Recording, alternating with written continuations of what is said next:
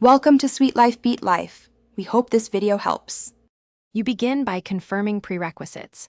The source list has a stable ID or key, and you hold list design or site owner rights. Next, decide whether you need single-value lookups or multi-value relationships. This affects performance and indexing. Once decided, open the target list settings and choose Add Column Lookup.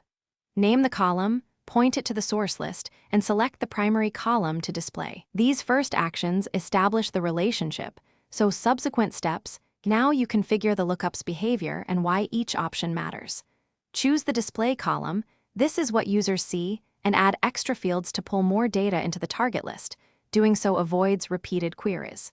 If you enable multiple values, understand that it changes UI and can affect list view thresholds. Make sure to index the source column when you expect large datasets so filtering and joins remain fast. Once configured, save and validate by adding sample items. Finish by testing end-to-end. Create or edit target list items and confirm the lookup populates both the chosen display value and any extra fields.